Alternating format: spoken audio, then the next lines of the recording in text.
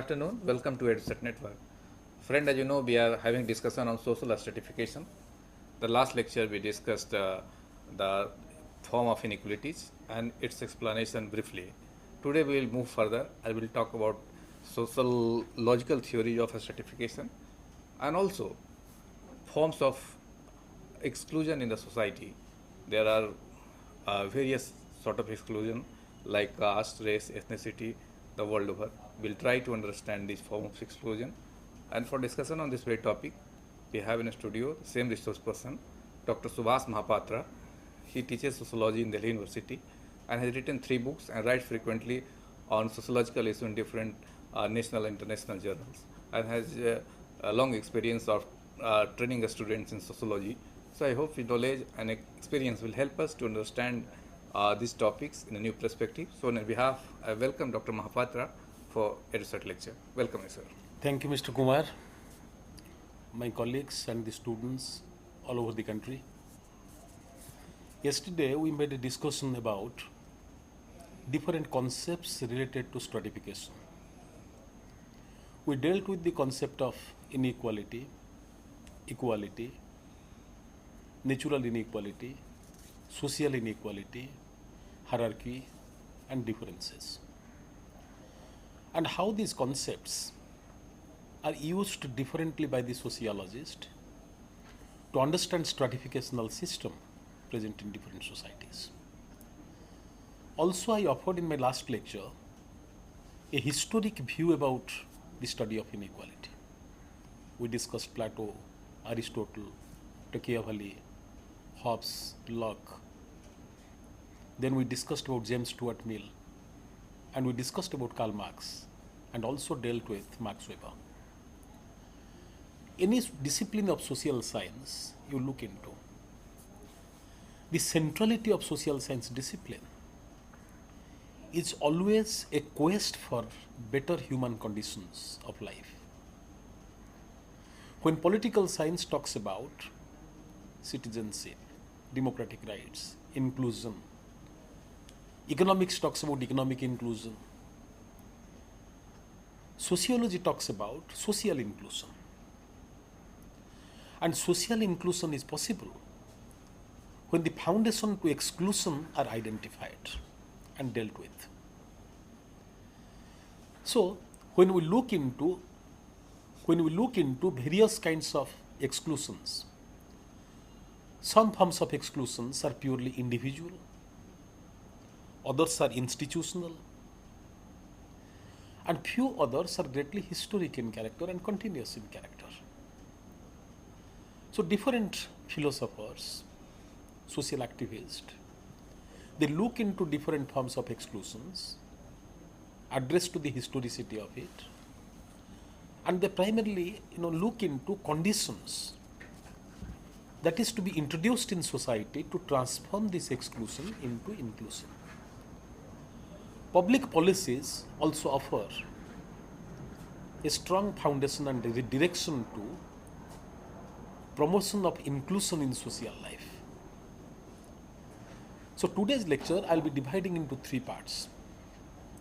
In the first part, I'll be dealing with, wherefrom I've left yesterday, how social inequality and various forms of inequality is discussed by Max Weber as a critique to Karl Marx, and how social inequality in modern society is spelled out, analyzed by American sociologist. First part I'll be dealing with that. In second part I'll be dealing with various forms and source of inequality, developing a comparison between caste system and race system and ethnicity. And in third part of my discussion I'll be talking about various forms of exclusion and what is the impact, sociological impact of this exclusion, and how different cultures and societies are addressing to this problem of exclusion in contemporary times. Let me just start with Max Weber, wherefrom I have left yesterday. Karl Marx considers that class is the most foundation to all possible forms of inequalities present in society. Equality is a gift of nature to mankind, and inequality is a product of self-centric economic interest of class. With the advancement of technology, dominant class in every society monopolize over technology, generate private wealth, exploit the surplus value of labor, accumulate capital, and create a condition of inequality. And this inequality as a condition, inequality as an experience, is greatly created by a particular class for the glorification of its self-interest. And this inequality leads to human sufferings. Therefore, inequality must be replaced by the conditions of equality. And Marx always looks into perfected equality, not practical equality. So he tells when communism comes into prominence, perfected equality will be established and institutionalized in society. Weber is very much concerned about this perfected equality.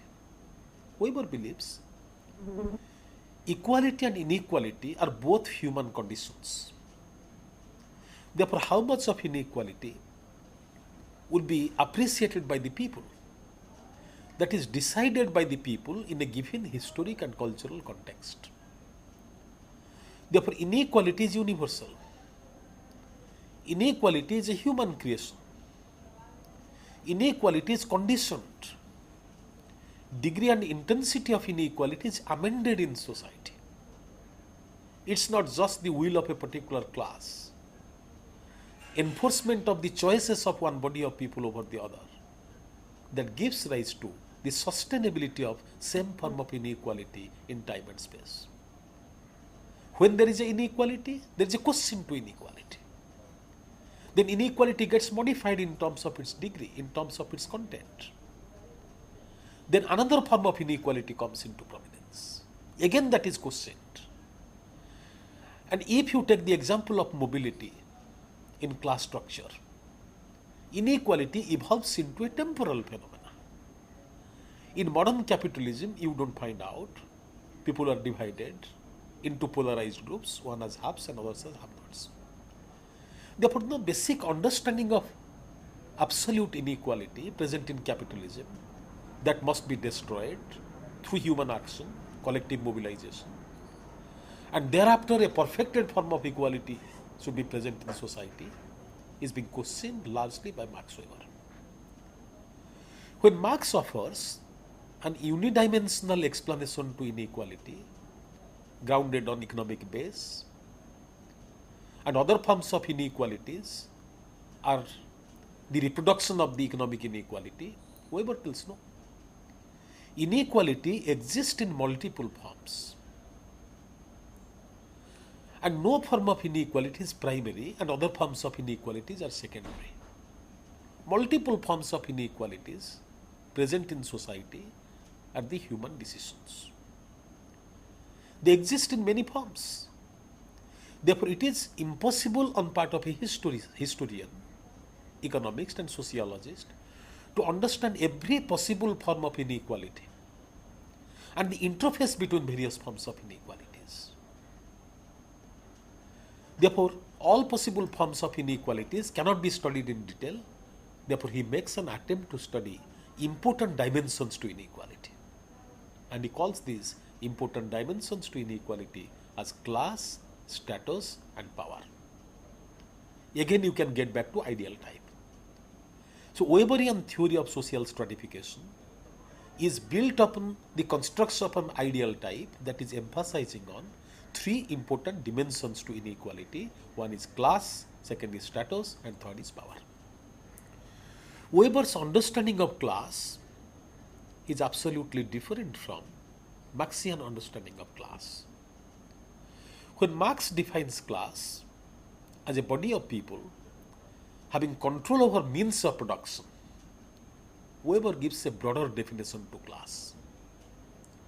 He tells that class refers to a group of people having identical position in the market situation. Because every class gives something to market. And in return, market offers something to individual class members. Therefore, if you look into the classes respond to the call of the market and they benefit from the market and identify their existence in society. So he discussed about 4 important classes present in capitalism, modern capitalism, like propertied upper class, who give their skills, who offer their enterprise, who invest their capital, who take risk. So these things they offer to market, and in return, they make legitimate, I'm emphasizing on the word legitimate, profit. Making profit is legitimate to Max Weber. But to Karl Marx, property is theft that generates profit. Surplus value of labor is exploited that makes profit. So commodity fetishism is instrumental for making profit. Therefore, Marxian understanding of profit is greatly different from Weberian understanding of profit. Therefore, many people consider Weber is defending modern capitalism, considering modern capitalism as a product of rationality. Modern capitalism is a product of judicious choice of investment of the enterprise. The right of the laborers are greatly respected in case of modern capitalism. Bureaucratic structure is justifying and legitimizing to inequality in case of modern capitalism. Therefore, Weberian theory of modern capitalism and Marxian theory of modern capitalism are paradoxical to each other. I always think that there could not have been a Max Weber without Karl Marx. For the reason, every statement made by Karl Marx is deliberated, discussed, criticized by Max Weber. Therefore, their understanding of social inequality is bound to be primarily opposite to each other, critical to each other. If you look into Weberian understanding of class, Weber tells classes are occupational groups. People are holding different positions in the occupation structure, and the occupational positions they are holding, these occupational positions are not static. An individual who is joining an industry as a worker is not going to stay in that position for all times to come. So he experiences mobility all through his life. Therefore, his class position today is not identical to his class position tomorrow. Therefore, people belonging to a particular class, they don't have direct connectivity with each other. They do not have personal interconnectivity with each other. Class positions being greatly dynamic, a sense of belongingness cannot be developed among the members belonging to a particular class. Therefore, when Marx tells workers of the world unite, you have nothing to lose but worlds to gain. You share a form of true consciousness amongst yourself because you have been subjected to same kind of discrimination, same kind of marginalization, same kind of deprivation, same kind of pauperization. Weber tells classes cannot constitute communities. To constitute community, they have to develop a sense of belongingness. They must be developing a sense of primarily common affiliation. They should be having common access to life. But if you look into the people belonging to same class, they don't share any of these criteria. Therefore, classes cannot be communities. And Weber tells that class conflict is an universal condition. Where there are present classes, there is present divergent interest. Therefore, class interest is foundation to class conflict, which is universally noticed in every society. In feudal society, classes are engaged in conflict to stake their claim over land. In slave society, masters and slaves are engaged in conflict because slaves want freedom. Masters use these slaves as the instrument of production for the gratification of their self-interest. In modern capitalism, the quantum of wage, other kinds of economic benefits are becoming the sole issues over which the entrepreneurs and the workers are engaged in conflict with each other. In all modern industrial society, one would notice these workers went for unionization to have better employment opportunities, working conditions, promotional opportunities.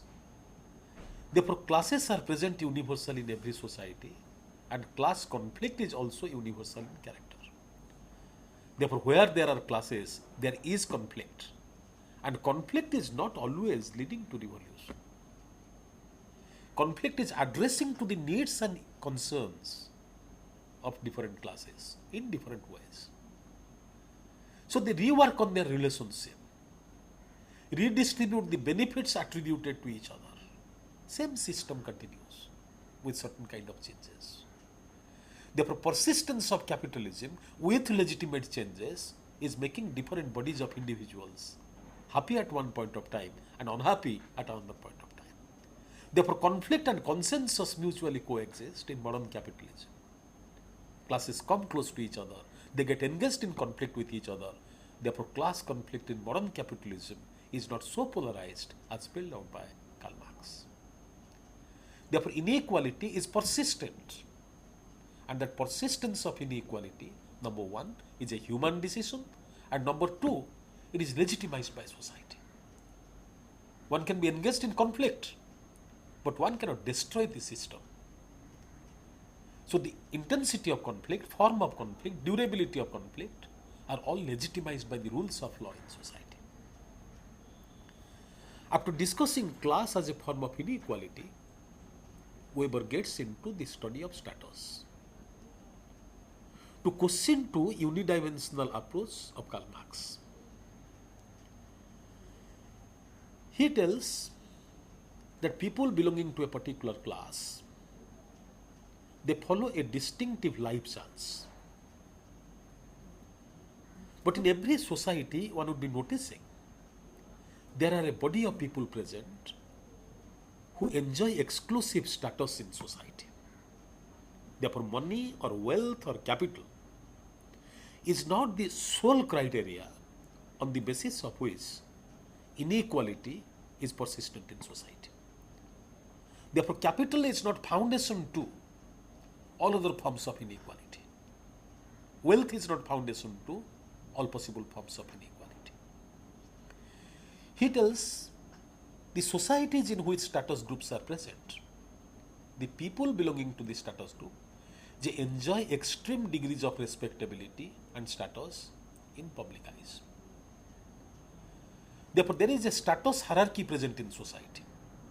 And in this status hierarchy, apex position is being primarily occupied by the members belonging to status group. The members belonging to status group, they follow distinctive lifestyle. Life chance is not important to them. What is important to them is lifestyle. And Weber gives the example of Brahmins of India as a status group, indicating that they go for exclusive clothes, they go for exclusive symbols, they go for exclusive forms of marriage, food behavior, they maintain distinctive form of cultural values, they get exposure to different kinds of literary activities. Therefore, all these kinds of attributes of the Brahmins obviously make them as the members of the status group. And there is a very interesting debate comes up here. If Brahmins constitute a status group, within Brahmins there may be rich Brahmins, there may be poor Brahmins. Rich Brahmins and poor Brahmins, they constitute different class. Therefore, within a status group, you may have class differences among the people. Brilliant analysis. Therefore, Weber tells that when we talk about status group, Brahmins in relation to rest others in the country constitute a status group. And within the Brahmins, you may find out class divisions among the Brahmins. And this issue of classes within a caste constituting status group is brilliantly discussed by Professor Andre Bete in his study of caste system in Tanjore village. So, Weber tells that members of the status group, they follow distinctive lifestyle, food, manner, speech, language, habitat, ideology. So all these factors being exclusive for the members of the status group, one can easily distinguish between members of the status group and those who are outsiders. The members of status group are so much conscious about their identity that they hardly give permission to outsiders to become a part of the status group. Therefore, classes are open groups. Anybody can get into a class position, improve his class position on a continuous basis. But status group is more or less a closed forum. An outsider cannot enter into status group. And the members of the status group, they prefer to marry from within. They meet each other in exclusive places. They are the members of exclusive club and exclusive church. And they monopolize over highly valued privileges and opportunities in society. Therefore, status groups, which are closed groups, they constitute community because members of this status group are emotively interconnected to each other. They follow highly dignified life. They maintain social exclusion from rest others. They are driven by high degrees of prestige and privileges. So therefore, in every society, one finds out economic inequalities may not be noticed, but status differences will be greatly found out. This analysis of Max Weber is giving a new dimension to the study of social inequality. Lenski finds out that the tribal societies, which Karl Marx calls as primitive communism, simple societies, classless societies, there is present status distinction among the people, power differences among the people. Volumes are written by anthropologists on the segmentary system present in tribal South Africa.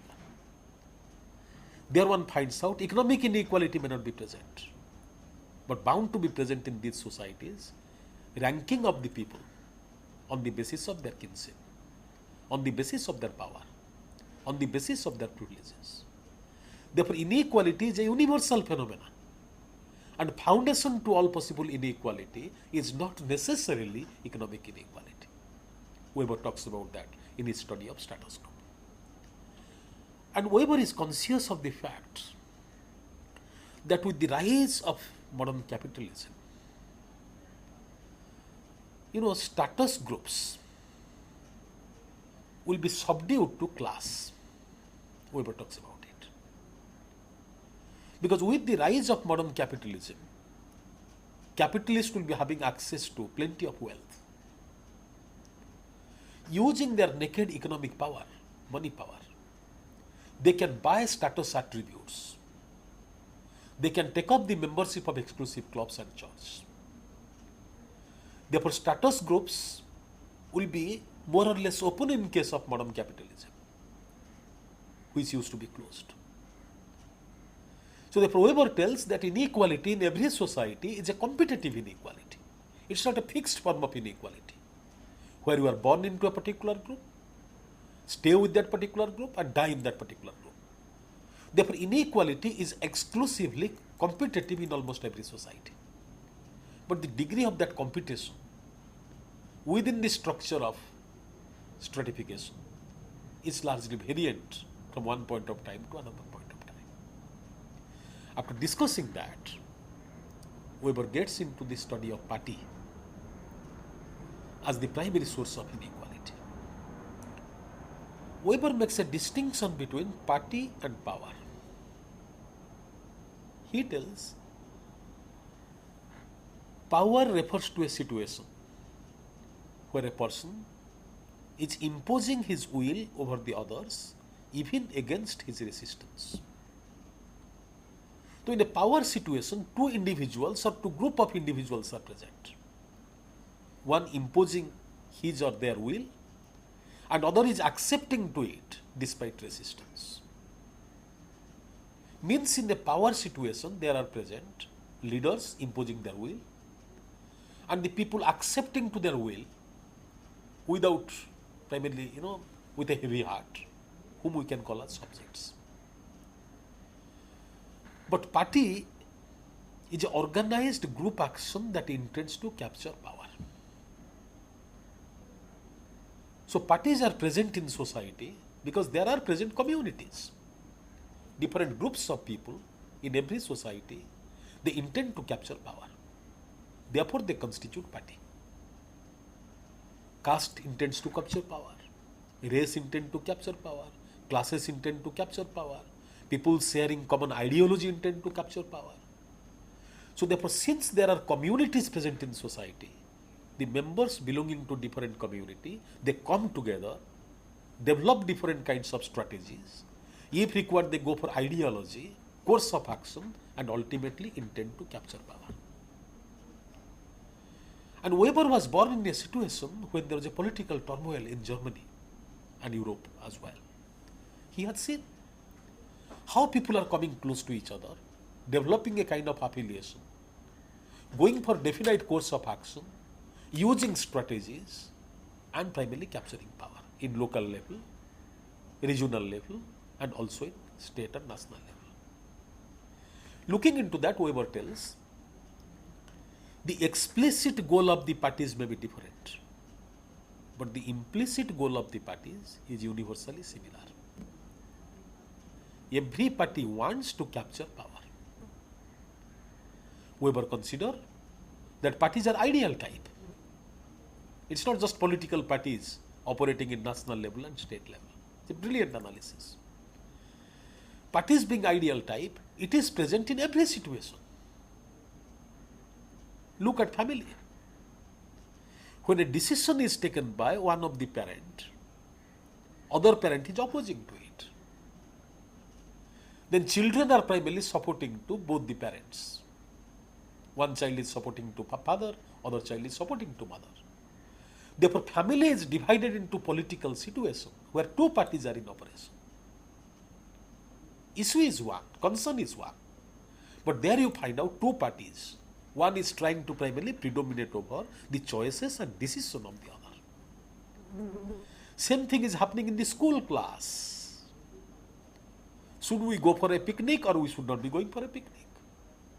Students are divided into two groups. They have their own spokesperson. So in every situation, power, element of power is present.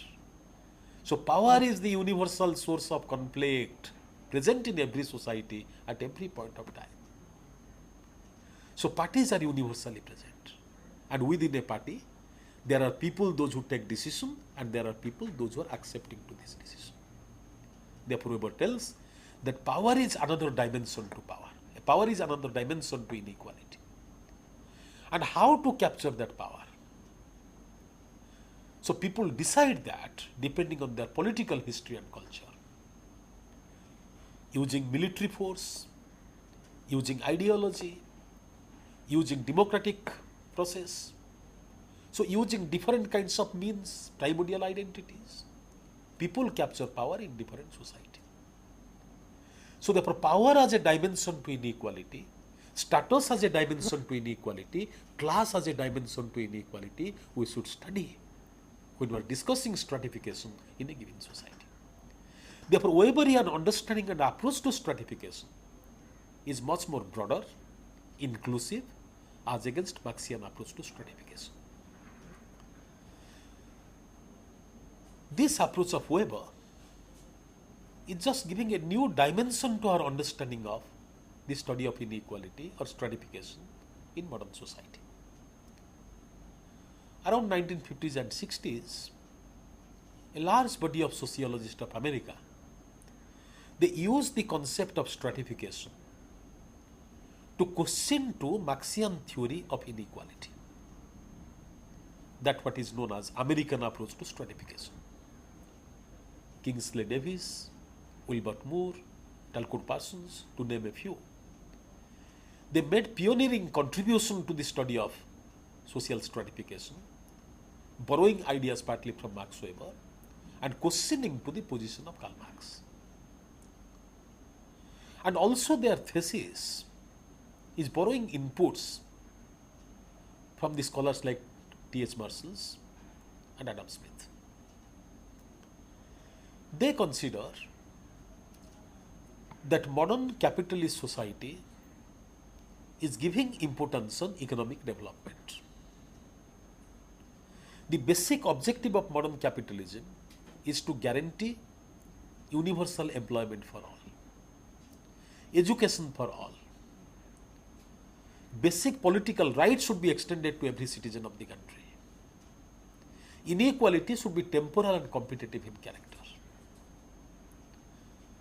Therefore, modern industrial society is not arbitrarily posting people into different positions, benefiting to the interest of one, exploiting to others. Therefore, their thesis is standing on the principle that degree of inequality, form of inequality, content of inequality is a legitimate decision coming out of collective choice defined on the basis of common national interest. Therefore, don't question to inequality. Don't say that inequality is bad. Because if inequality is beneficial and functional to the society, we should stay with that inequality.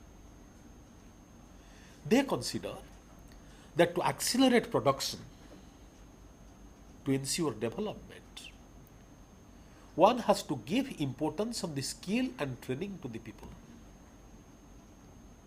American society, Parsons tells, is an achieving society. In an achieving society, people belonging to different social background, they must be having access to quality education. Therefore, equality of educational opportunity is extended to every section of the society. The people, those who excel in the school, continue their education for a long period of time, gather more skills, proficiency and knowledge. These people, when they go to market, they get better positions. In contrast to that, there are others, those who drop out from the school early, settle down for low paid jobs, and they get into a given class position. Therefore, equality of conditions, equality of opportunity is extended to every section of the society. Society cannot guarantee equality of rewards. Therefore, what we should be searching for is not perfected equality. We should be searching for practical equality. So, Parsons indicates that equality of provisions, equality of opportunity, if extended to every section of the society, then the people, those who are big achievers, they will not be accused of monopolizing resources in their own favor by exploiting to others, those who are not achieving so big in life. Because conditions extended to both of them are similar. But some people are having merit, others don't have that merit. Therefore, merit gives dividend to the people in case of modern industrial society. As a result, highly efficient people, highly talented people, highly skilled people, they hold highly important positions. And they give their efficiency to that position. That consequently gives rise to productivity. And productivity guarantees economic development in society. And the benefits of this development, whether it be in terms of hospitals, other welfare benefits, good roads. So all these kinds of benefits which are coming out of development are being shared by different sections of the society. Therefore, inequality is not questioned and challenged. Inequality is legitimate. Inequality is a product of equality of opportunities extended to every section of the society. So merit is giving rewards. And at the same time, Davis and Moore advocate that inequality is competitive. Because when a person is entering into occupation structure, he enters with specific qualification. While at work, he gathers experience, he gathers more qualification, proves his worth, and getting primarily scope for mobility in the occupation structure. Therefore, there is a huge difference between class origin and class destination. And nobody is debarred from holding any occupational position on the basis of his primordial identity. Race it may be, ethnicity it may be, gender it may be. They are not standing as an obstacle on the way of the people from achieving big in life. Therefore, modern industrial societies, capitalist societies are achieving societies. Achieving societies are giving equality of opportunity to different sections of the people to prove their worth and achieve big in life. Therefore, highly talented people holding highly important positions are taking most important decisions which are good for the enterprise, good for the class structure and good for the society. Therefore, inequality, if legitimate, inequality if respecting to meritocracy, inequality if exploring the skills, this kind of inequality are essential for the growth and development of society. And the gap between the classes will be minimized because class origin will be different from class destination. Therefore, an American sociologist during 1960s, under the intellectual leadership of Talcott Parsons, gave a new interpretation to the study of inequality, indicating that there is no need to destroy capitalism and capitalism can look after itself. Capitalism can create conditions where people will not be suffering from poverty. Disparity among the people will not be noticed in a very big way. So therefore, they wrote a theory of stratification in defense of modern industrial capitalism. If I look into these arguments, I find out that inequality is celebrated by American functionalists. As inequality is denounced outrightly by Marx. Therefore, Marx and functionalists are holding to extreme positions with regard to the study of inequality. When American sociologist functionalists consider inequality is good, it is functional, it is genuine, it is proper, it is acceptable, Marx tells inequality is anti-human, anti-development, anti-progress, anti-growth, anti-happiness. So these two kinds of extreme approaches are driven by ideology. And a balancing theory approach to the study of inequality is forwarded by Melvin Tubin. Tubin is asking a fundamental question to the functionalist. See, you tell that the people, those who are given highest rewards, they stay more motivated, give their best to enterprise, and accelerate the productivity in society.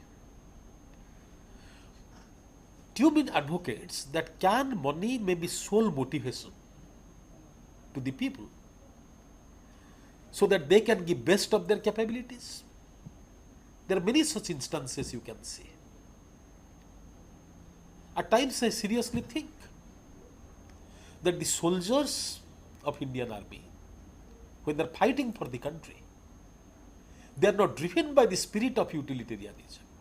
How much of salary they are getting, benefits they are getting, they are not concerned about it. A spirit of nationalism is offering them a strong guidelines to give their best in the war front. Therefore, nationalism plays a significant role. Patriotism plays a significant role. Commitment, personal conviction and commitment plays a significant role. Stimulating an individual to give his best to his vocation. So therefore, money is not the sole criteria for which a man stays committed, motivated to give his best to the system of production. Many other factors are also there. So therefore, this approach is as deterministic like Marxian approach to the study of inequality. One. Second, functionalists advocate that modern industrial society gives reward evaluating the talent, merit, intelligence. But the problem here is that what is intelligence? How to evaluate intelligence? Tubin tells the people belonging to lower class, because of their class disprivilege, They get into the schools which are not highly equipped. From lower class, they get into lowly equipped schools. And since the schools are lowly equipped in terms of infrastructure, in terms of teachers, in terms of primarily other peer group, since it is not well equipped, most of the children lose interest from the school curriculum. They drop out from the school and ultimately also join lower class occupational positions. So the vicious cycle continues from lower class to lowly privileged schools, from the lowly rewarding occupations. So that cycle continues. Therefore, reproduction of class is taking place in big way. But the people coming from upper class, they have multiple forms of advantage. They stay at the school for a long period of time. In school, the language they use is the language spoken back at home. Their income is not going to primarily give subsistence to the family. Therefore, their class advantage facilitate them to stay longer in the educational institution, to gather degrees to their credentials, and ultimately they prove that they have a lot of skills, but the others are primarily not carrying with them. Therefore, after spending such a long period of time in the school, when they jump into the work market, occupation structure, they get higher positions. Therefore, social privilege is reproduced in society to the advantage of upper class. So that what is not primarily discussed, analyzed by American scholars. Tubin talks about it. And also he makes a very important point that which occupation is functionally more important as against which other occupation. It is very, very difficult to analyze. When there is no electricity, an electrician's job is more important. When product is ready and it is to be marketed, the function of a marketing expert is more important. When the commodities, raw materials are to be transformed into finished goods, production unit is primarily playing a big role. Therefore, functional importance of a position varies from one particular point of time to another point of time. Therefore, we cannot say that the people holding topmost positions, they are functionally more important as against others. And he also considers that one cannot guarantee that when economic development is very high in society, inequality among the classes will be minimized. We have many such instances in the world where the rate of development is high, but old form of hierarchical inequality persists in society. There are also indications of the society where development has taken place and inequality is being marginalized. I am giving you two examples here. One is Kuwait. Economic development is extremely high, but there you find out the class gap is absolutely constant. Look at France. With the acceleration of development, class gap is greatly minimized. Therefore, durability, intensity, persistence of inequality is mostly defined by the culture and history of society. Therefore, one cannot say that higher is the economic development, all will be getting access to more or less equal opportunities, class gap will be minimized, and collective happiness can be guaranteed. Therefore, Tubin tells that stratification is a subject of analysis for sociology. Therefore, we cannot say stratification is good or stratification is bad. We have to study stratification, giving importance on what are the sources of inequality present in society and how people react to this inequality. Suppose in this society, lower class is present, not getting much of opportunities to get into upper class position. The benefits attributed to them are not primarily gratifying to their basic needs. They can vote against the existential political party. They can go for demonstration. They can go for protest. They can go for revolution. Therefore, what people do as a response to the existential inequality is a subject matter of sociology. Therefore, sociology is not an assumptive discipline, presumptive discipline. Sociology cannot primarily conclude beforehand how people react, reflect to the existential inequality in society. Therefore, inequality is an universal condition present in society. Degree of inequality varies from one point of time to another point of time. Therefore, how people respond to this inequality and what is the outcome of these people's response to inequality. How inequality is producing goods, inequality is producing benefits to larger social interest. How inequality is being questioned by communities and groups in society. How inequality is being responded by the party in power, state. These factors we should be taking into consideration as the subject matter of sociology. Therefore, study inequality, which is attributing to the forms of stratification present in society, then making judgment about inequality, whether good or bad, functional or dysfunctional. So that gives a new dimension to the study of social stratification in sociology. So this is first part of my discussion. Second part I am talking about. We must have to keep in mind that in every society inequality is present. For the persistence of inequality, there must be a kind of ideology. Ideology must be offering foundation to, justification to the existential condition of inequality. I am giving you 2-3 examples here. If one looks into caste, one would notice in case of India that caste was not just a source of inequality. Caste led to the exclusion of different sections of the society in different frontiers of life. If one looks into the historicity of caste, one would find out Harijans or Dalits, they didn't have access to public facilities. They cannot draw water from the village well. They cannot use the village roads. They cannot attend the village schools. They cannot perform rituals. They cannot put on the dress like upper caste. They cannot follow the rituals, rites like upper caste.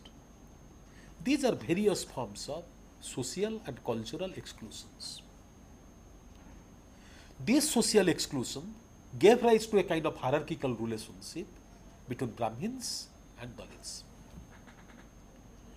To justify this hierarchy, ideology was inevitable.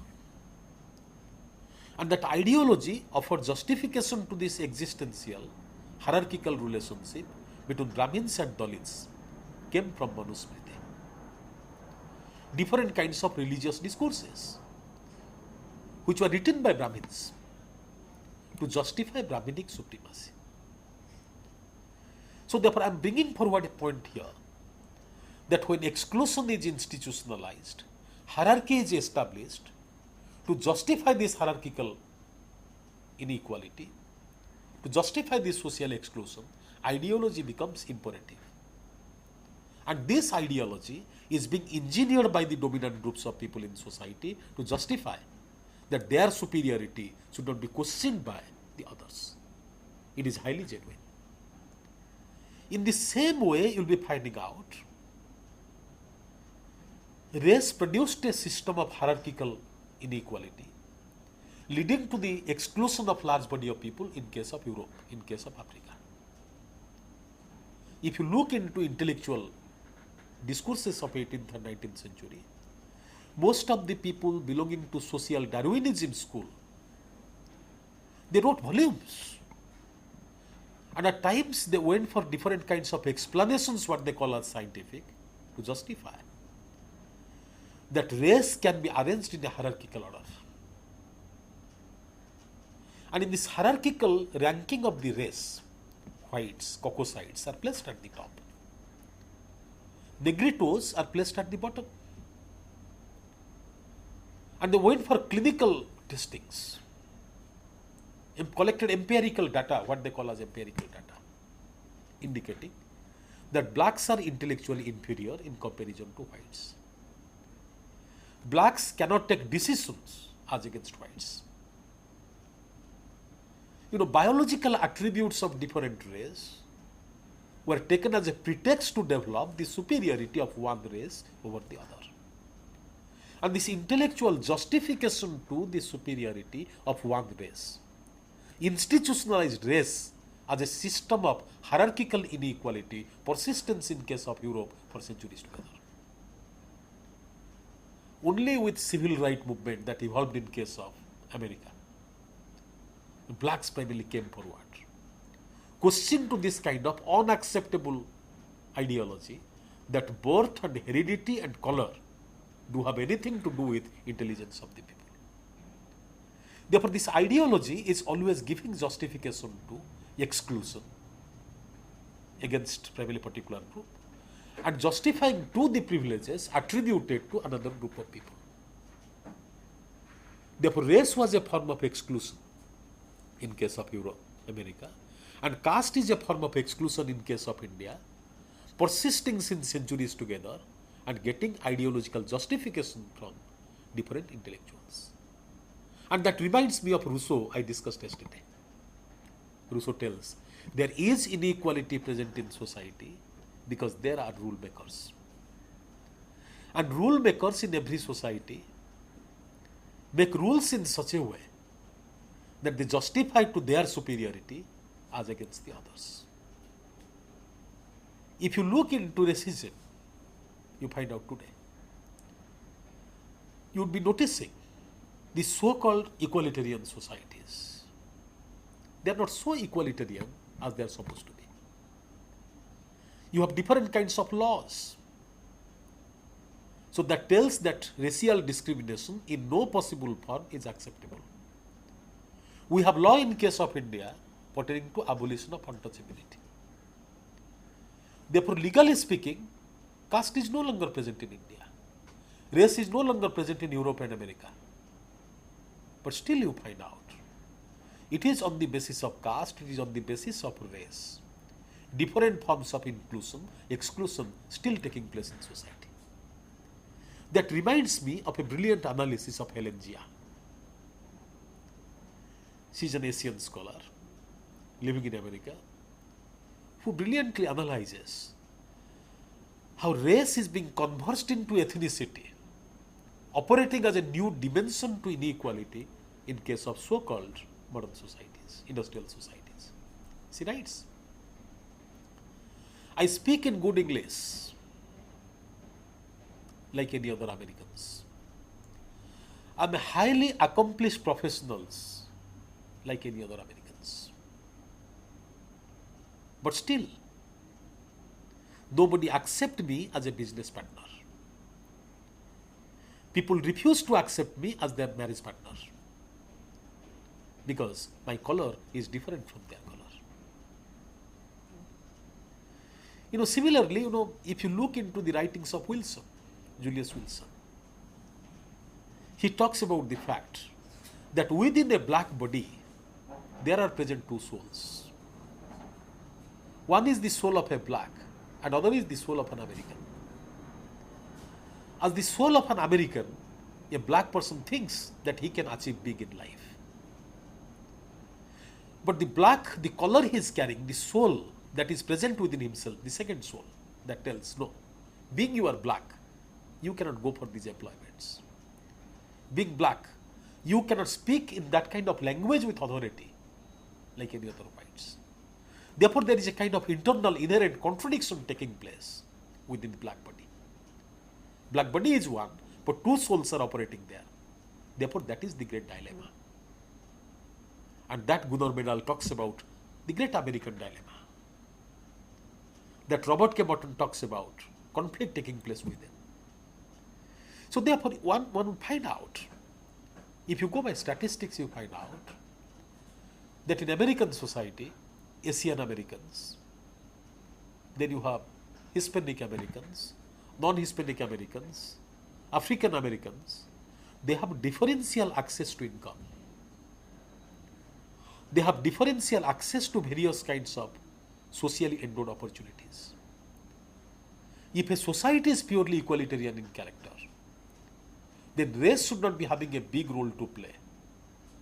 Ethnicity should not be having a big role to play in distributing benefits, privileges among different sections of the society. Therefore, exclusion is taking place in society. In past, it was explicit, but at present, it is implicit. But this exclusion is greatly present in different forms in different societies. But one should keep in mind the dimension to exclusion is multiple. Lifestyle is leading to new forms of exclusion. Disease is leading to new form of exclusion. Territoriality is leading to new form of exclusion. I am giving you some examples here. It becomes extremely difficult for a student of Northeast to get a house on rent in Delhi. Is it not a form of exclusion? People suffering from AIDS, HIV positive, they are thrown out of their homes. Is it not a form of exclusion? People suffering from poverty, like rickshaw pullers I can talk about, can they enter into big malls? No.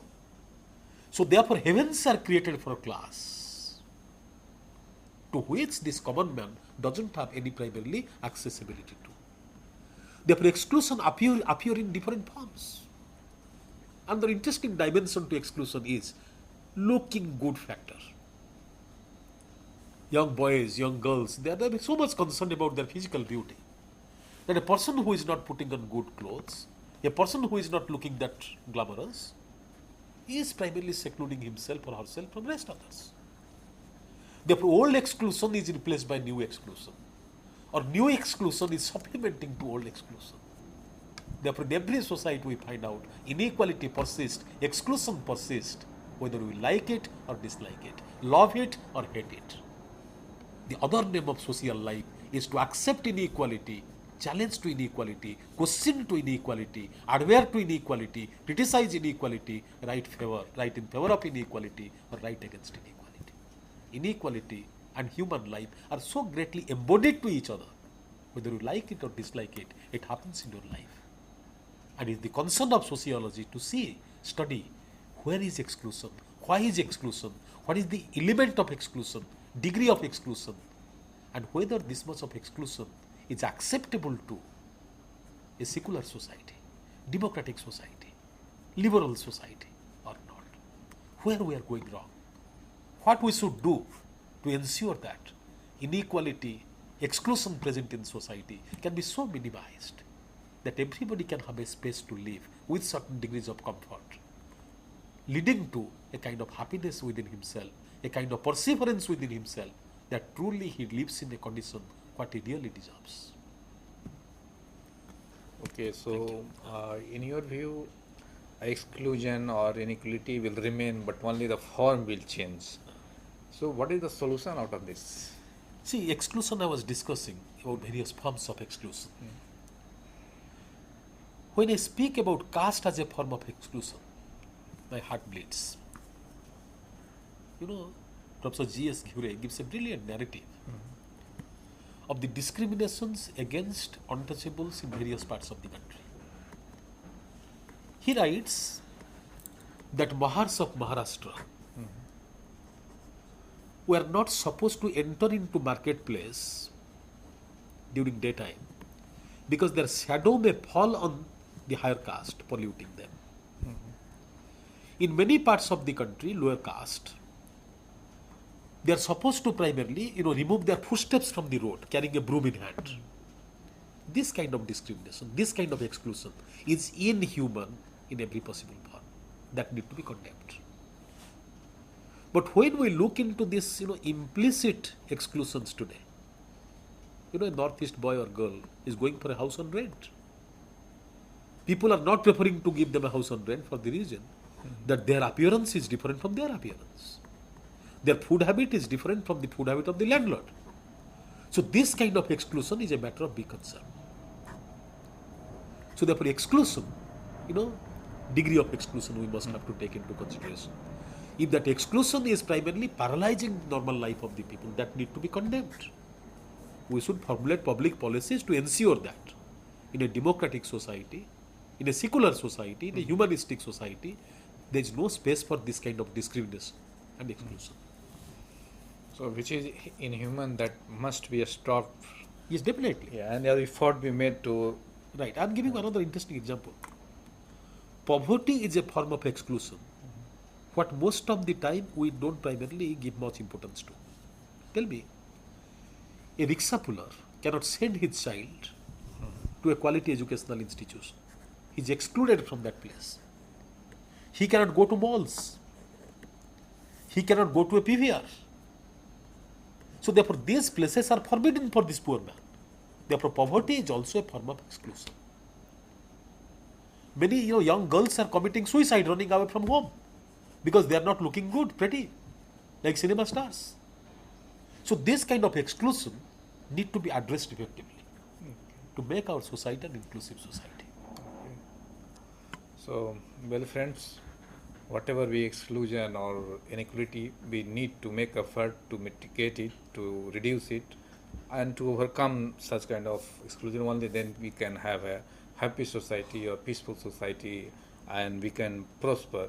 So, with this word, we'd like to conclude the lecture. I thank all of you for watching the lecture. And on their behalf, I thank Dr. Subhas Mahapatra for giving such an insightful lecture and also enlightening us with different sort of the problem and how we can have a better solution for our future generations. So, with this word, we conclude, and I thank all of you again. Thank you very much. Thank you. Thank you very much.